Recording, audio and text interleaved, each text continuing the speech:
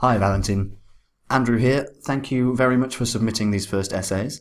I'm sorry that they've been sent back to you a little later than they normally would be, but sometimes I don't work Sundays, simply because I don't want to work 7 days a week.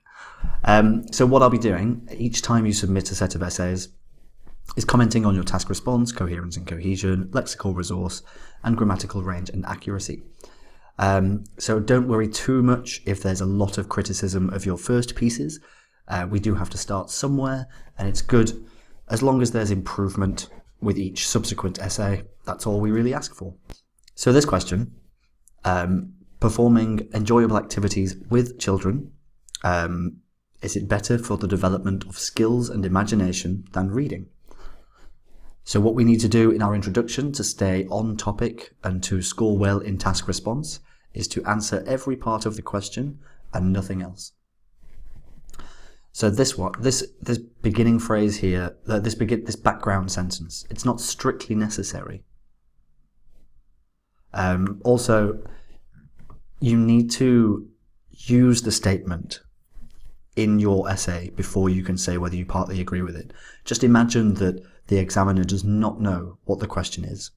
The examiner should be able to tell what the question is from what you've written in your introduction. So here, whether engaging in enjoyable activities with children better develops skills and imagination when compared with reading is much discussed.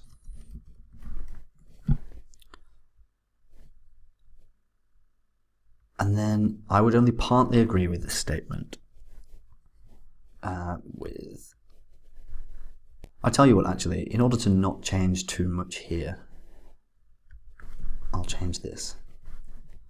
So engaging in enjoyable activities with children is often said to better develop skills and imagination when compared with reading.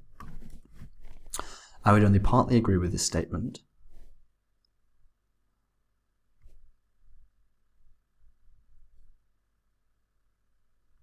So I would say that this bit about regularity is not asked for in the question.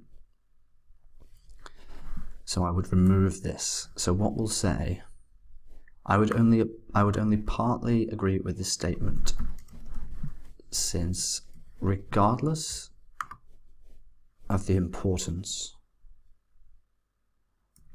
of creative ability and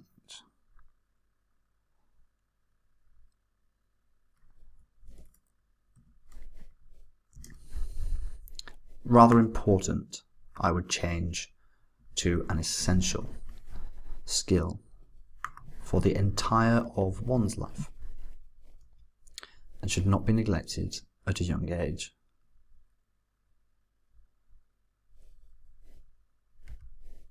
Now I feel that we've answered the question. So once again, now we've gone into a discussion of regularity, but what we need is a discussion of why you believe. Because you partly agree with the statement, what I would now expect is a discussion of the development of skills and imagination through enjoyable activities, and then a discussion of why reading is more important.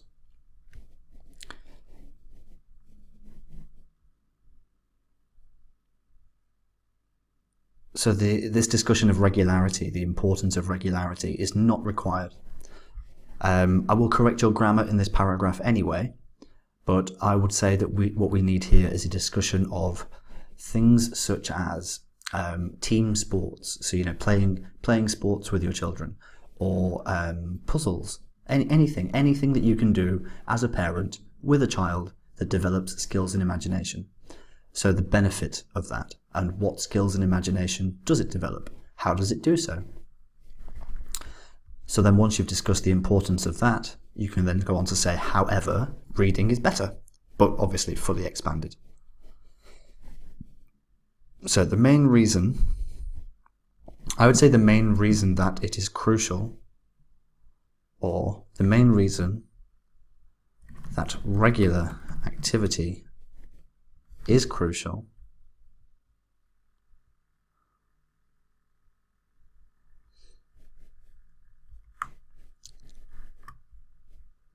one thing, don't say kid. Kid is very informal. Say child or young person. So the main reason that regular activity is crucial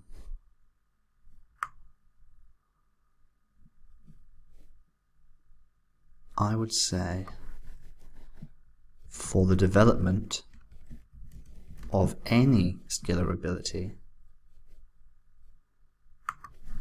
is that, so the main reason is that it is necessary to invest considerable time, we can just say considerable time, and it's in its development.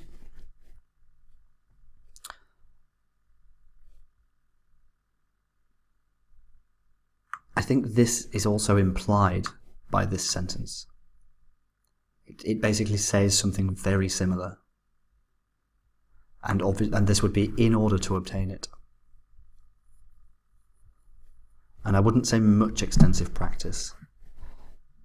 I would say it is necessary for the child to learn to perform extensive. Actually, I would use the adjective form of that and say practice extensively. Do it again. It is necessary for the child to learn to practice extensively in the skill in question. So the skill in question, the one that we're talking about. So for example, any teacher would confirm that the level of proficiency and knowledge of a pupil in, I would say, in a particular subject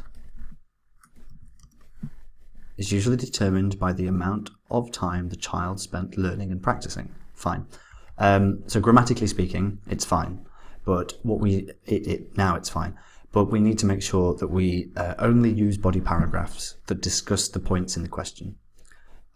So performing enjoyable activities, how do they develop skills and imagination? Why is that valuable? What can it do that reading does not? That's what I would like to see here.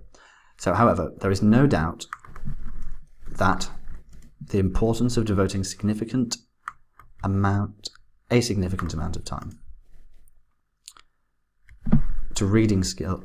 Sorry, let me start again. However, there is no doubt that the importance of devoting a significant amount of time to reading skills are, so we've said skills, so we need the plural, which are considered to be extremely valuable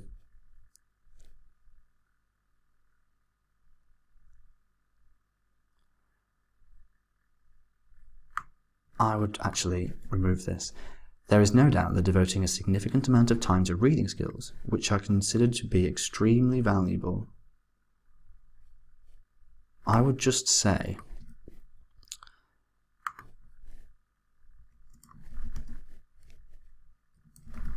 like this. So there is no doubt that devoting a significant amount of time to reading skills is crucial.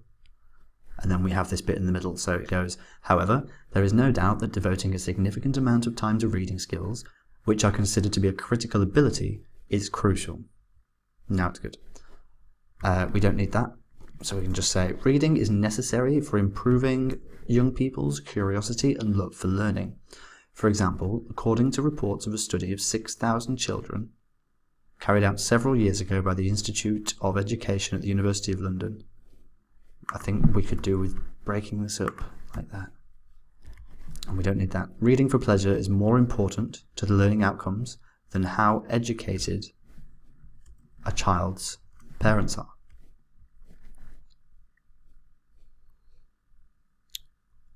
In conclusion, I think that while pleasant activities with children are necessary, reading also should be studied. We don't need that. Reading should also, actually it would be better that way. Reading should also be studied by young people intensively. Okay, that's fine. But remember, the question was about whether enjoyable activities better develop skills and imagination than reading. So it's really important to discuss exactly what we were asked. So in your conclusion, I would expect to see a brief discussion of which is better. Or if you don't believe either is better than the other, then we need to talk about exactly what each does and why they are equally important. So for you, I'd say your biggest gain at the moment can be made in spending a couple of minutes just studying the question. You don't need to necessarily come up with any outlandish ideas or super intelligent ideas, but what you'll find is if you study the question, the ideas that it wants you to use are essentially contained within it. All you have to do is think about examples to support your reasoning in regard to those ideas. But stick to the question exactly. Don't worry too much about your prepositional and article errors just yet. We'll talk more about those in future videos. But let's move over to your second essay. So in this one, there's just been a slight misunderstanding of the question. Of late just means recently.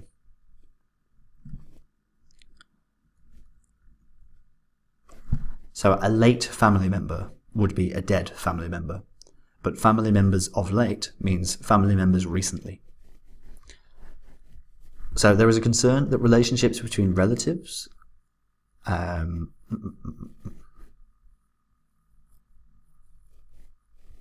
so we've repeatedly referred to the death in the family. So what I'll do instead is I'll talk to you about what this question would have expected you to say.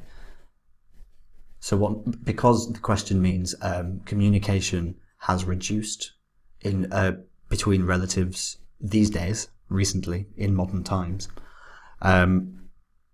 we tend to talk about things like the modern demands of work. So the fact that people are spending more time in work than they used to. Also the influence of technology. So people are using mobile devices and instant messengers to communicate instead of having face-to-face conversations. And this has a significant impact on family life. So I can't really change your essay to answer the question because it would require me just to rewrite it. So what I'll do is I'll move through and correct your grammar as I normally would, but remember that this question has been answered incorrectly simply due to a misunderstanding of the term of late. So there is a concern that relationships between relatives and even family members, like that, change dramatically after a person in the family passes away. I agree to some extent that in many cases such things indeed happen. Ooh, good phrasing. But whether the relatives communicate with each other or not depends on the particular people and the situation. Cool, but try to avoid ambiguity in your intro. Try to talk about things that you're sure of. I think this because this is much better than, well, actually, it's a grey area. Because what you'll find is if you talk about grey areas in your intro, you're going to struggle to write about it in only 250 words. So we need to it's much more comfortable in the exam to take one side or the other. If you find yourself partly agreeing with something, you'll find it quite difficult to write the rest of your essay. But if you just say, I strongly agree with this statement, or I strongly disagree with this statement, you'll find supporting it much easier. Some people are becoming more reluctant to interact with other family members after a tragedy. Don't use contractions in academic writing. That's for speech only. It is likely to happen after the death of a kinsman who often acted as a mediator in communications between them. For example, in countries where the close relatives often live in different cities and towns, such as Russia, never use like. Like is for talking about analogies. This is like when this happens. But to give examples, then we use such as. So often live in different cities and towns, such as Russia. where the death of a person who maintained their relationships with a kin in various places oftentimes completely interrupts any communication between them. This is really nice, by the way. The writing style you've employed is very good. Therefore, even bonds between close people are weakening considerably in such cases. Yeah, I really like your writing style. It's a shame that it doesn't answer the question that you were asked, because this is really, really cool. However, comma, I believe that the variety of different cases shows that it is largely dependent. It largely depends on. That's fine. It depends on, or it is dependent on particular circumstances and the personal traits of people involved. You could say of the people involved, but either's fine in this case. Depending on the, I would say, aforementioned factors. Depending on the aforementioned factors, togetherness between, the relatives of the late one, I'd say late person. The relatives of the late person may be bolstered or weakened as a result. For instance, my kinsfolk began to communicate and meet with each other more often after my granny's death, albeit difficulties that they were living in towns and cities.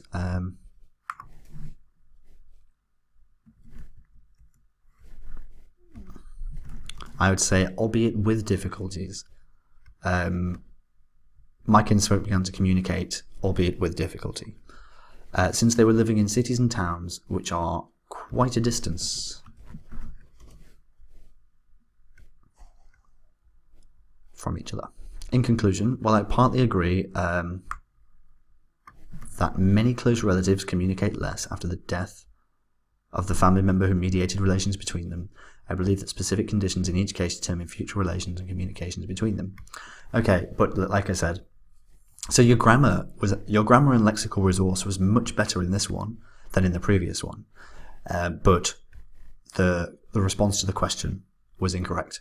So you would have scored potentially a 5 in task response on this essay, whereas you may have actually gotten a 6 or a 7 in grammatical range and accuracy. And I think you would have gotten a 7 in coherence and cohesion and lexical resource. So if we can improve your task response first to make sure that you respond fully to the question, and then over the course of the videos we can concentrate on improving your grammar. But they are my thoughts for you, and I will send this video over to you now. Have a great day, Valentin, and I look forward to your next work. Bye bye for now.